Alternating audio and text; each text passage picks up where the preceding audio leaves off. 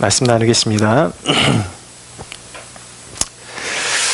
자, 오늘 함께 나눌 그 말씀의 주제는 양심을 따라 하나님을 섬긴다라는 것이 무엇인가, 그것을 함께 나눠보기를 원합니다. 오늘 말씀의 이 본문에 보면 이제 지난달 본문과 이제 이어지게 되는 것이죠. 그래서 바울을 체포했던 천부장이 바울에게 일어난 그 소동이 무엇인지 그 진상을 밝히기 위해서 이제 그 유대인들의 그런 종교 지도자들의 공회를 소집하게 됩니다. 그래서 오늘 바울이 그 공회 앞에서 이렇게 자신의 그런 어떤 결백을 주장하고 또 자신의 그런 어떤 논지를 펼쳐 나가려고 그러는 그 서두에 던진 말이 무엇이냐면 바로 그 대목이 바로 1절입니다. 바울이 공회를 주목하여 이르되 여러분 형제들아 오늘까지 나는 범사의 양심을 따라 하나님을 섬겼노라 하거늘. 자, 바울이 첫 대사가 무엇이냐면 형제들아 나는 범사의 양심을 따라 하나님을 섬겼노라.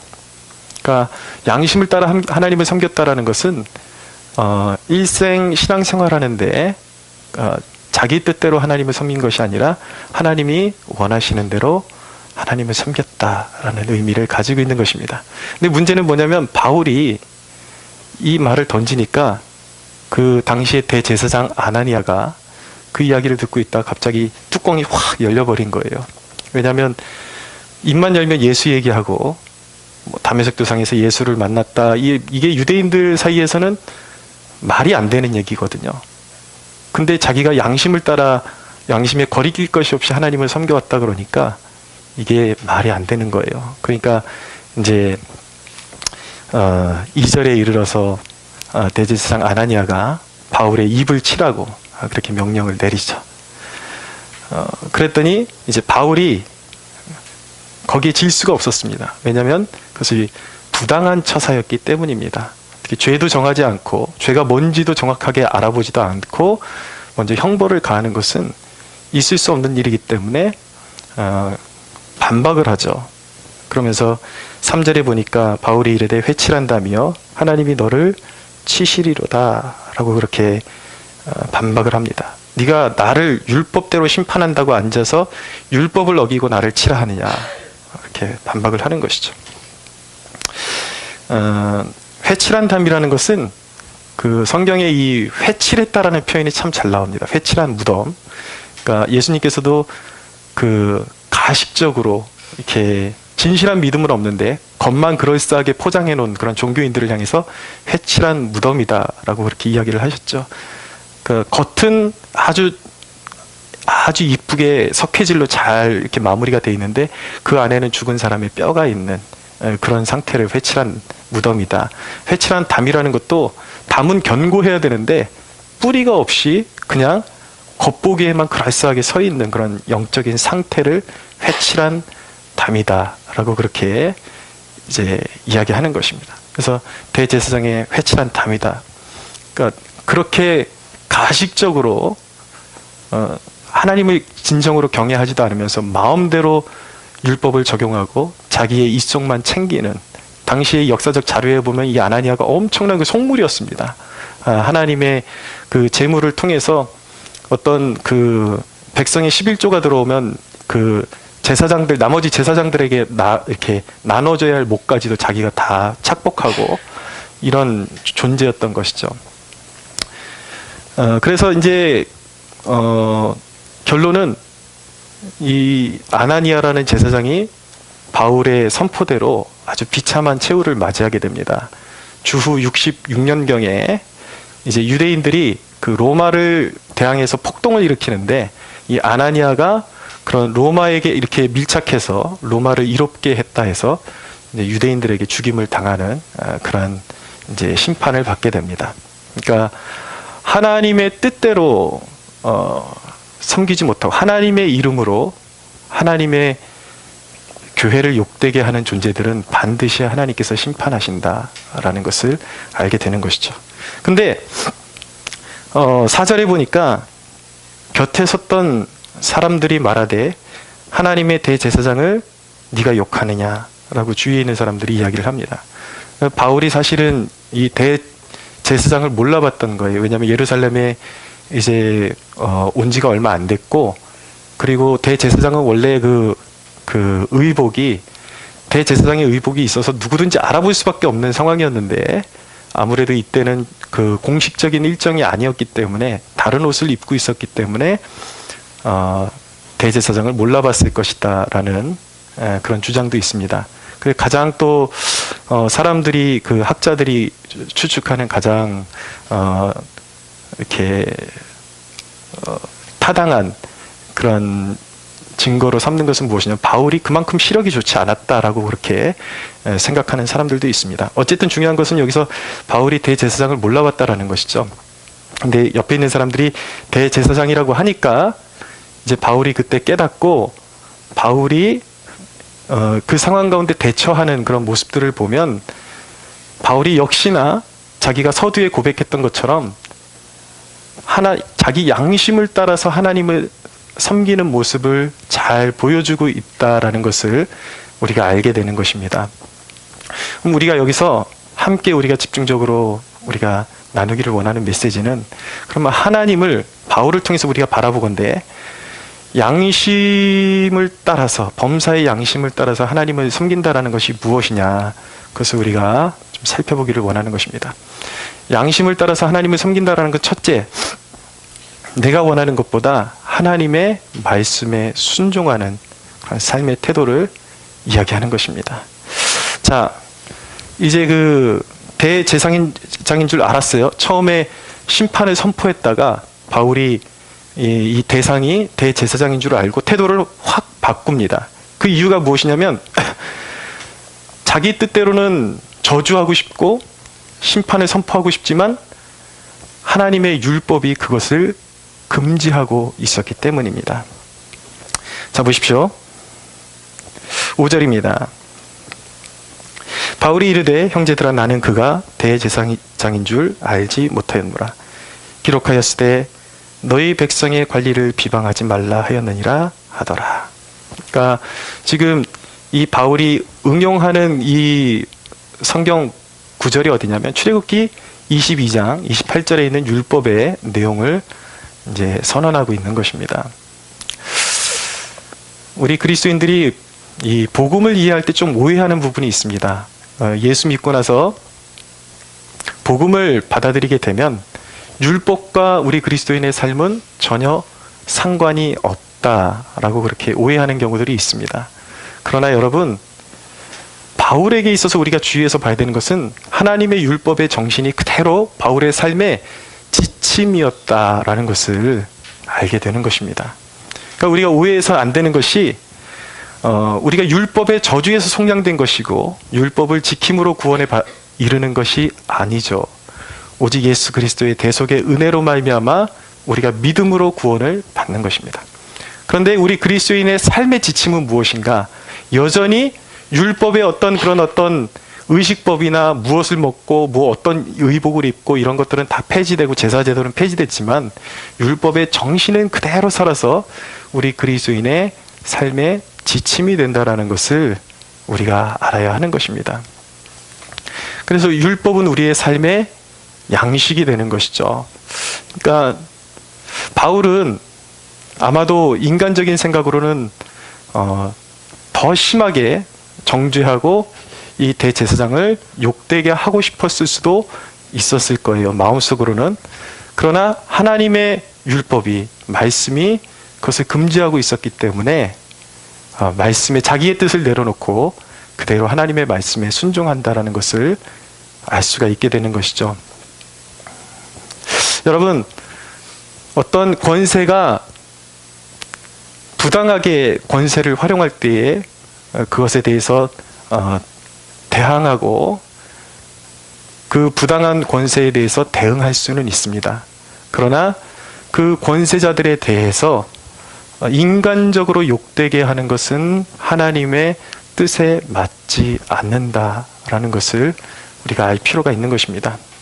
그러니까 하나님께서 원하시는 것은 부당한 것은 표현할 수 있지만 권세자들의 심판을 전적으로 하나님께, 심판장이 인간이 아니라 하나님 그 자신임을, 권세자들의 심판장이 하나님이심을 알기를 원하시는 것입니다. 근데 여러분, 하나님이 개입하셔서 권세자들을 심판하시는 것이 얼마나 두려운 것인지 아십니까? 하나님은 악인을 통해서 악인을 치시는 분이십니다. 보십시오. 헤롯 왕이 위대한 연설을 하고 사람들이 막 신 같다고 칭송을 해주니까 그것을 통해서 하나님께 영광을 올려드리지 않고 자기 자신을 신처럼 그렇게 인정을 했습니다. 그러니까 하나님께서 천사를 통해서 그를 치시니까 이 내장에서 벌레가 먹어가지고 헤롯이 심판을 받게 되는 것이죠. 그러니까 하나님의 심판이 얼마나 두렵고 하나님께 맡겨드리는 것이 얼마나 그것이 두려운 일인가. 그리고 우리 그리스도인들에게 그것이야말로 정확한 심판을 이루는 방법이라는 것을 알게 되는 것입니다. 왜 우리가 율법을 지키는 것이 우리에게 이로운 것입니까? 여러분, 율법이 무엇입니까? 율법은 하나님의 성품이에요. 하나님이 어떤 분인 줄 알고자 할 때 율법을 보면 하나님이 무엇을 미워하시고 무엇을 기뻐하시는지 우리가 알게 되는 것입니다. 그러니까 하나님의 성품을 우리가 존중한다라는 것은 하나님을 인정한다라는 뜻이에요. 하나님과 마음이 맞으면 그것이 우리에게 복이 되는 것입니다. 할렐루야. 하나님의 마음에 맞게 행동하는 것이죠. 그래서 다윗은 시편 19편 11절에 보면 내가 이것을 행함으로 이것으로 말미암아 경고를 받고 이것을 지킴으로 내 상이 크니이다 라고 그렇게 고백하고 있는 것입니다. 우리 그리스도인들이 하나님의 율법의 정신, 율법의 그 원리를 삶에 적용할 때에 우리 인생의 패단이 가장 적어지게 되고 또 하나님의 기쁨이 되고 또 삶의 좋은 열매들이 맺혀지게 되는 것입니다. 그러나 여러분, 우리가 오해해서는 안 되는 것은 무엇이냐면 하나님이 우리에게 원하는 것은 율법주의자들, 또 도덕주의자, 이런 종류의 사람이 되기를 원하는 것은 아니세요. 여러분, 때로는 양심이 약한 그리스도인들은 이 세상의 제도에 굉장히 얽매이는 것을 보게 됩니다. 내가 그리스도인이니까 이 세상의 이런 것들 하나하나, 이 세상이 우리를 제약하는 그런 모든 제도들, 관습들에 굉장히 매이는 그런 사람들이 있어요. 한 가지 예를 들어드리면 대학가에 전도를 나가게 되면 제약을 받습니다. 그러면 간혹 학생들이나 누군가가 와서 그런 말을 해요. 우리 캠퍼스 안에서는 이렇게 공공적으로 전도를 하는 행위가 금지되어 있습니다 라고 그렇게 말할 때가 있습니다. 그럼 양심이 약한 그리스도인들은 어떻게 생각하냐면 여기도 법이 있는데 존중해줘야 되는 것 아니냐, 그러니까 우리 그리스도인들이 여기서 무리하게 전도하는 것은 옳지 않다라고 그렇게 판단하고 그 연약한 양심을 따라가려고 그러는 그런 유혹을 받게 되죠. 그러나 여러분, 우리가 그런 상황 가운데 우리가 기억해야 하는 것은 무엇이냐면 세상 법 위에 하나님의 법이 있다라는 것입니다. 영혼을 살리는 게 더 먼저예요. 하나님의 세상 법에 매이는 것보다 하나님의 뜻을 세상 가운데 구현하는 것이 더 우선순위라는 것, 가장 높은 우리가 지켜야 될 우리가 기준이라는 것을 잊지 말아야 하는 것입니다. 할렐루야. 그렇지만 우리가 시민의 도리로서 법을 밥 먹듯이 어겨야 된다, 무시해도 좋다, 이런 것은 아니죠. 우리 시민으로서 그런 도리는 다 해야 되지만 어떤 생명에 연관된 이런 것들에 있어서 그런 것들에 매여서 진짜 본질을 잃어버려서는 안 된다라는 것이죠. 그래서 예수님께서도 안식일날 그 제자들하고 다니시면서 이 전도 활동하시면서 배고플 때 미리삭을 잘라 먹으니까 종교인들은 그것을 욕하잖아요. 그러나 주님께서는 그것을 정죄하지 않으셨습니다. 그러니까 우리가 하나님의 율법을 세상 가운데서 실현할 때, 구현할 때에는 그냥 단순히 문자적으로 접근하는 것이 아니라 그래서 성령과의 끊임없이 교제가 이루어져야 되는 거예요. 하나님이 기뻐하시는 방향은 무엇인가? 그리고 성령이 내 안에서 깨닫게 하시는 것. 결국 하나님이 원하시는 방향은 생명을 살리는 방향, 생명이 더 중요하다라는 것이죠. 할렐루야. 그런 가운데 성령께서 우리의 마음을 주장해 가실 때 인간적인 생각으로는 부당한 처우를 받으면 내 혈기대로 하고 싶고 내 뜻대로 하고 싶어요. 하나님의 내가 하고 싶은 것과 하나님의 말씀이 율법의 정신이 충돌해 올 때 우리가 어떻게 할 것인가? 그럴 때는 내가 원하는 것을 내려놓고 하나님의 말씀에 순종하는 것이 그리스도인이다. 할렐루야. 네.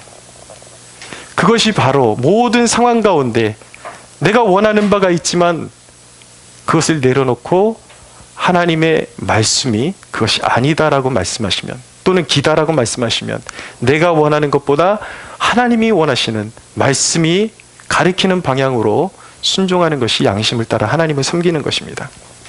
두 번째로, 양심을 따라 하나님을 섬긴다라는 것은 모든 상황 가운데 순종하는 것을 의미하는 것입니다. 상황의 순종, 상황의 순종이라는 것이 있습니다. 오늘 이 그 대목을 이해하려면 이제 6절을 보십시오. 바울이 그중 일부는 사두개인이요 다른 일부는 바리새인인 줄 알고 공회에서 외쳐 이르되 여러분 형제들아 나는 바리새인이요 또 바리새인의 아들이라. 죽은 자의 소망 곧 부활로 말미암아 내가 신문을 받노라. 자, 이 상황을 이해하려면 여러분들이 바리새인은 어떤 존재고 사두개인은 어떤 존재인지 좀 기본적인 그런 어떤 정보를 이렇게 갖추는 것이 필요합니다. 바리새인은 누군가? 바리새인의 뿌리는 어떻게 되는가? 구약 시대의 말라기 이후로 마태복음이 시작될 때까지, 그러니까 신약 시대가 시작될 때까지 약 400년의 신구약 중간기라는 것이 있었습니다. 근데 그 신구약 중간기에 통치하던 세력이 누구냐면 바로 헬라 제국이 통치를 하고 있었습니다. 근데 그 헬라 제국의 수장은 우리가 잘 알고 있는 알렉산더라는 대왕이었습니다. 근데 알렉산더가 32살에 젊은 나이에 죽게 되죠.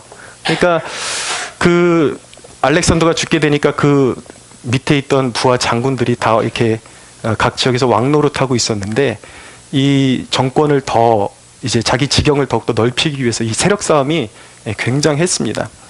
그것 가운데 이 팔레스타인 지역을 통치하던 그 왕조가 두 왕조가 있는데 톨레미 왕조가 있고 셀류쿠스 왕조라는 것이 있습니다. 둘 다 이제 톨레미도 그렇고 셀류쿠스도 그렇고 그 알렉산더의 이 부하들이었어요. 근데 처음에 이 팔레스타인 지역을 그 알렉산더 대왕이 죽고 나서 톨레미 왕조가 이제 장악을 하게 되죠.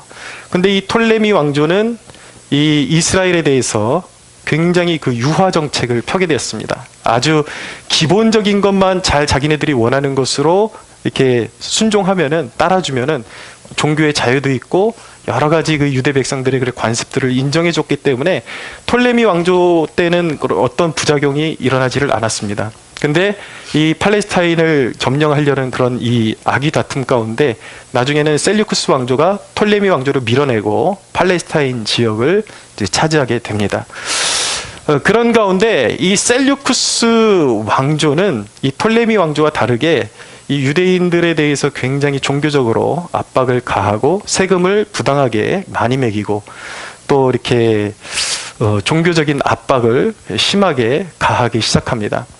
결론적으로 이제 시간이 어느 정도 지나고 나서는 이 셀류쿠스 왕조가 이 유대인들에게 있어서는 안 될 것들을 이제 그 요구를 하게 됩니다. 당시에 대제사장에게 이방 제단의 그 신을 섬기는 그 제사를 유대인 제사장에게 집전을 하라고 요구를 했다가 거기서부터 더 이상은 안 되겠다. 그래서 이제 이 제사장을 중심으로 해서 유대인들이 이제 그 혁명을 이제 주도해 가게 됩니다. 그래서 당시에 마캅이라는 그런 사람이 있었는데 마캅이라는 인물이 이 혁명의 중심에 서서 이제 투쟁을 일으키게 되죠.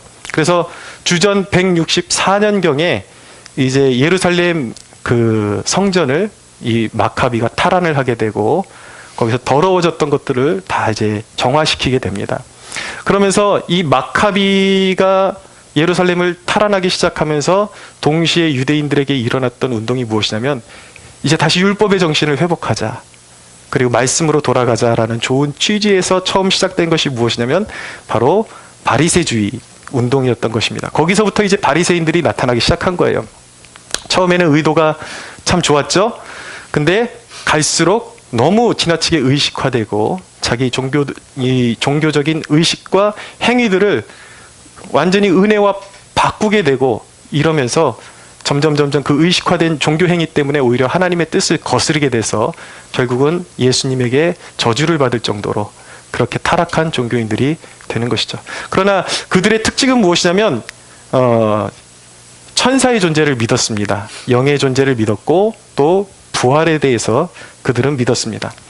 근데 또 한 부류가 있는데 바로 사두개파예요. 이 사두개인들은 아까 말씀드렸던 이 마카비 그 족속에 속한 사람들은 맞긴 맞지만 친헬라파에 그런 속한 사람들이 있었습니다.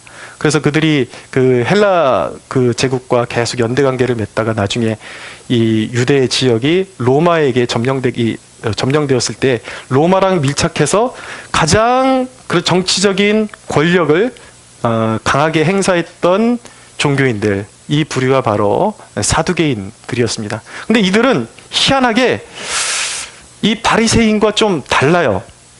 무엇이냐면 영을 인정하지를 않았습니다. 굉장히 이들의 종교가 현세주의적으로 변질이 되어버렸습니다. 영을 인정하지를 않아요. 천사를 믿지 않아요. 그래서 어디까지 가게 되냐면 부활을 믿지 않는 지경까지 가게 된 것입니다. 자, 이런 배경을 염두에 두고 6절을 보면 바울이 했던 행위가 이제 눈에 들어오기 시작하는 것입니다. 6절을 보십시오. 바울이 그중 일부는 사두개인이요 다른 일부는 바리새인인 줄 알고 공회에서 외쳐 이르되 여러분 형제들아 나는 바리새인이요 또 바리새인의 아들이라 죽은 자의 소망 곧 부활로 말미암아 내가 신문을 받노라.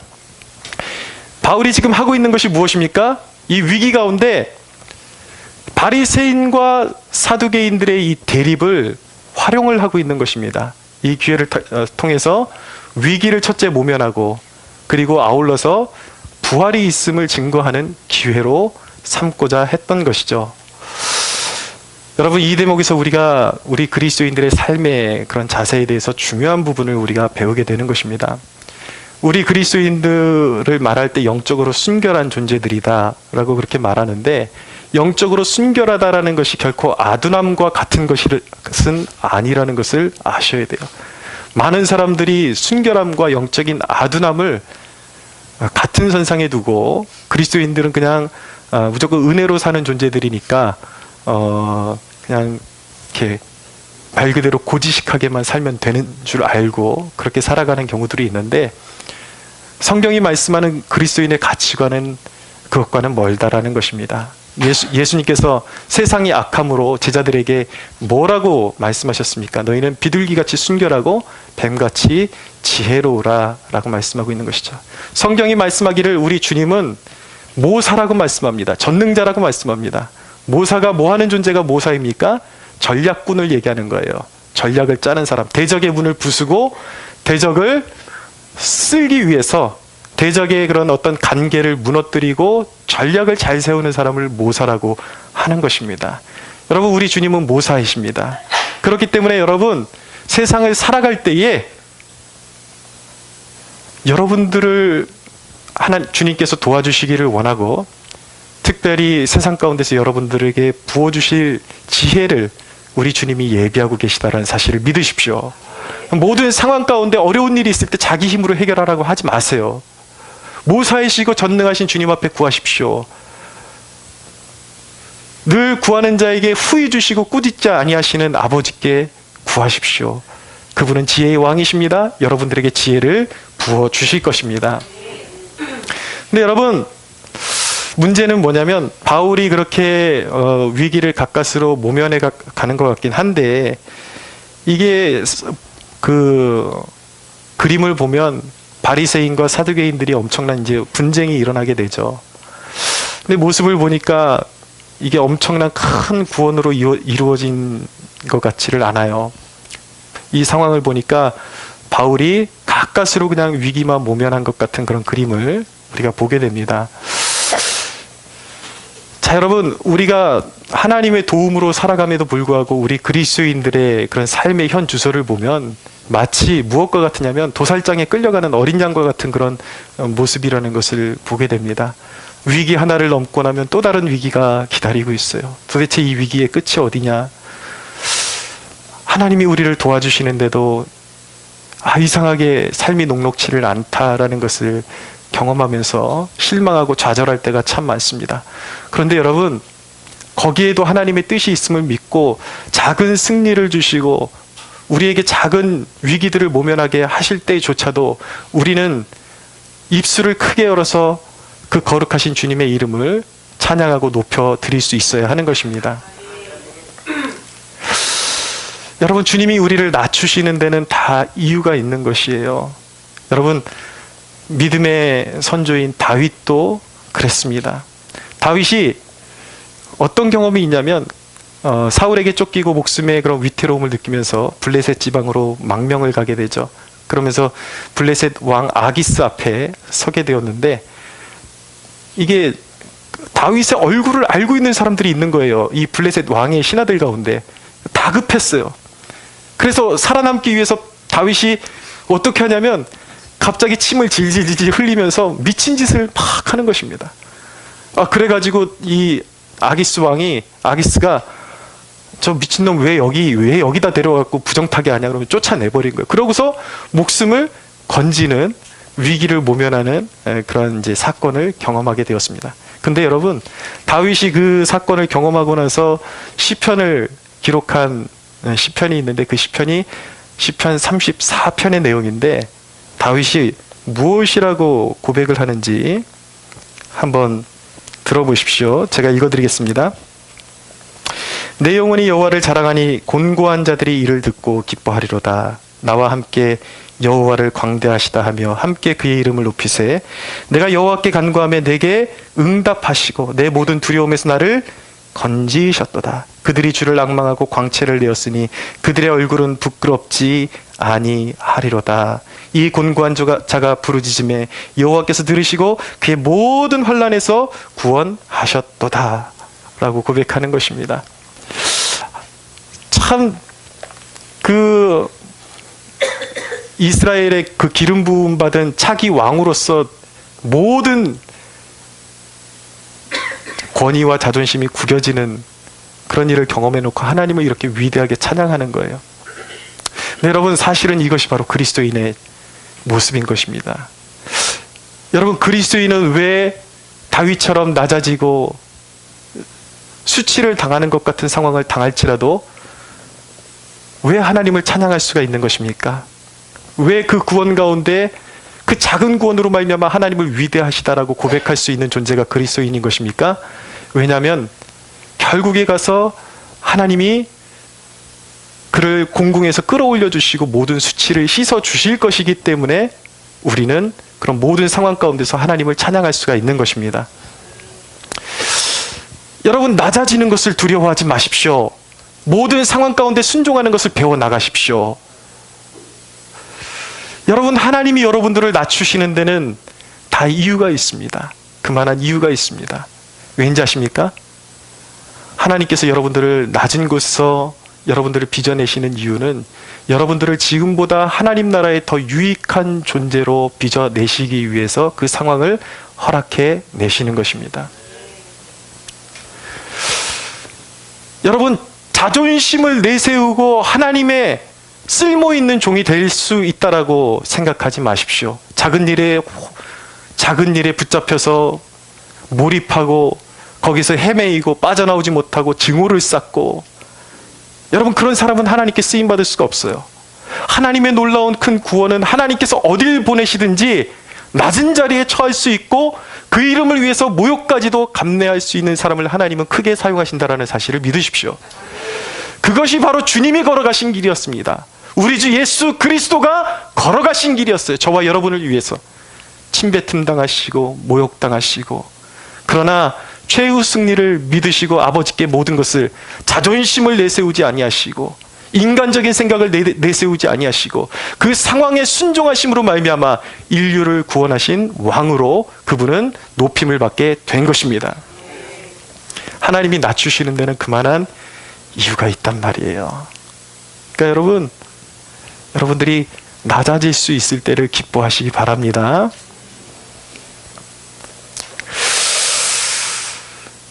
여러분,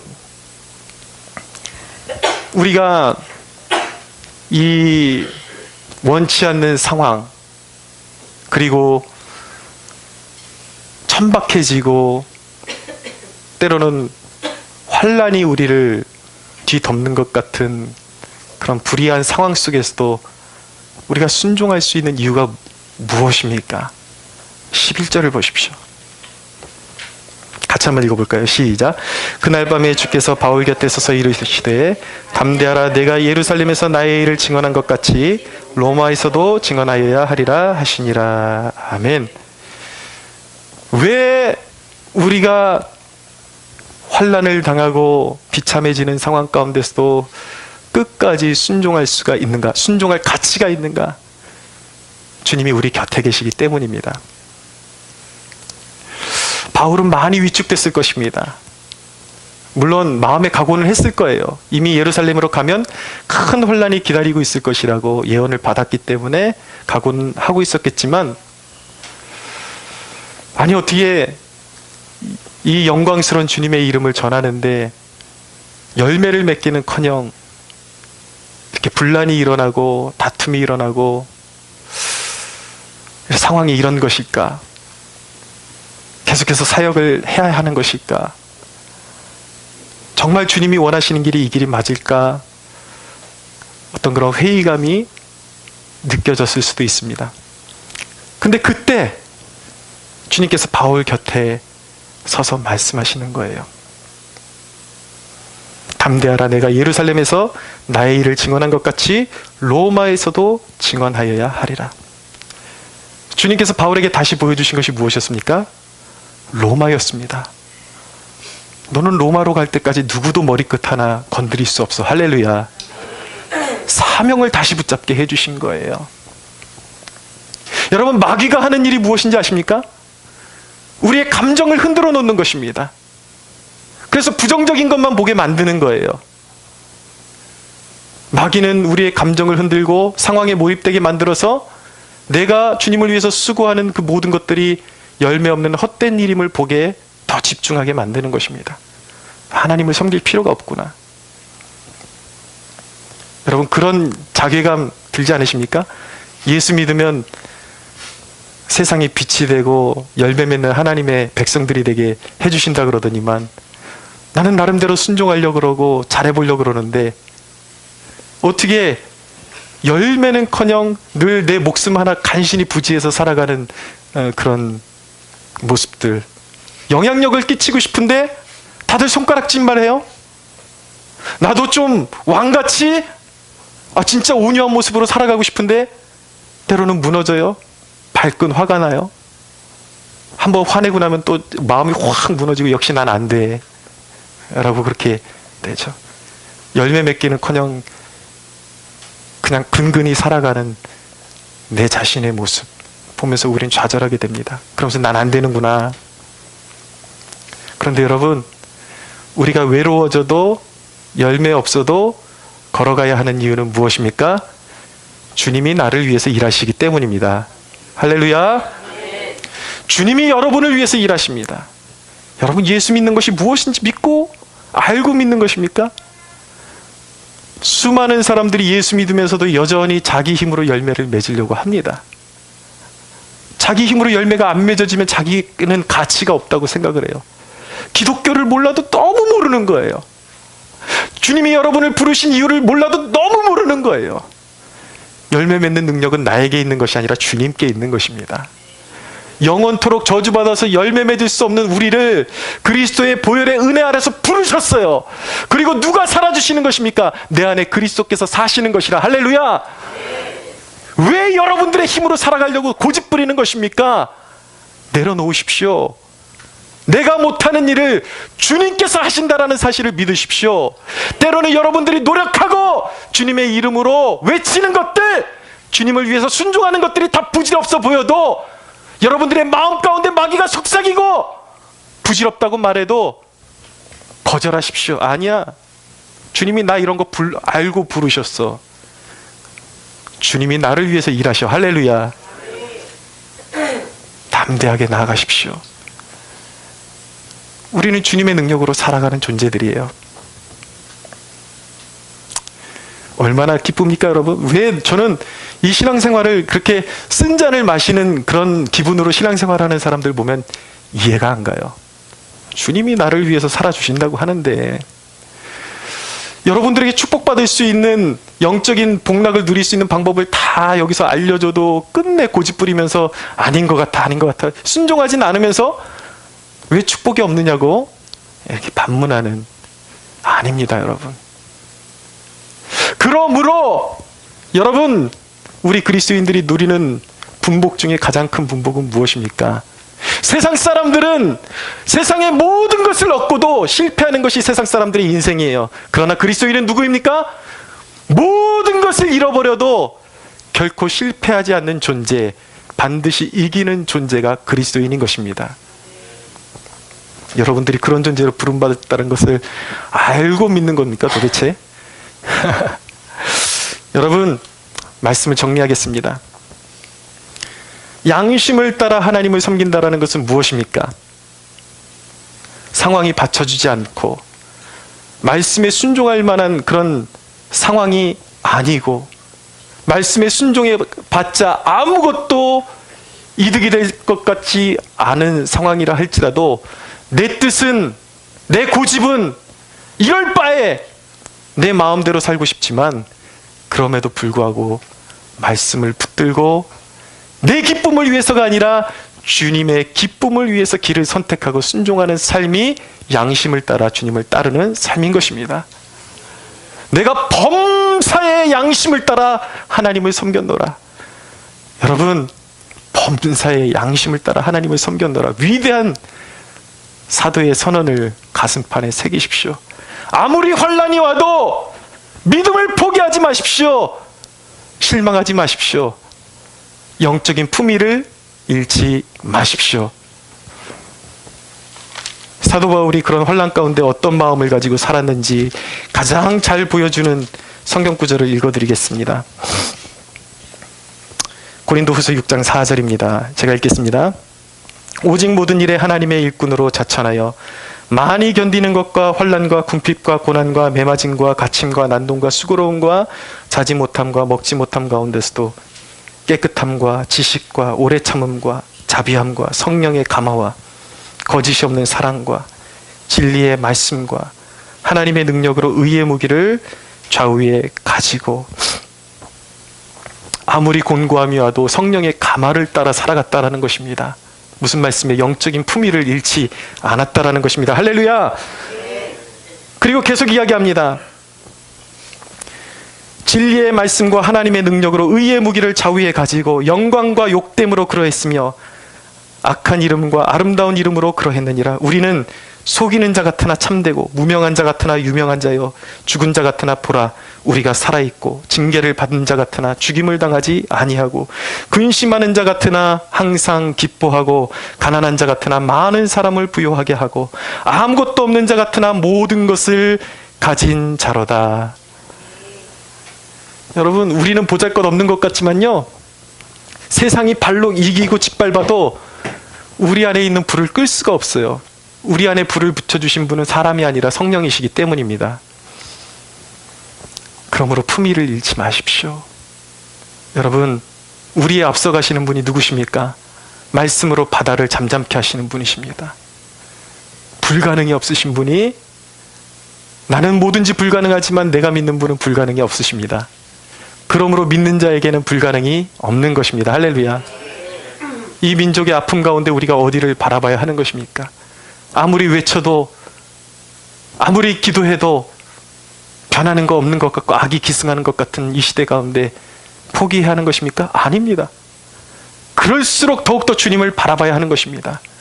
우리의 손발이 묶여도 결코 묶이지 않는 분, 결코 악에게 지지 않고 진정한 지혜와 능력으로 악의 모든 권세를 섬멸하시고 결국 의의 나라를 세우실 수 있는 그분, 예수 그리스도, 우리 주 하나님. 할렐루야. 하나님을 더 의지합시다. 더욱더 그분을 바라보며 나아가며 승리하는 저와 여러분들이 되기를 예수 그리스도의 이름으로 축원합니다. 우리 하나님께 영광의 박수 올려드리겠습니다.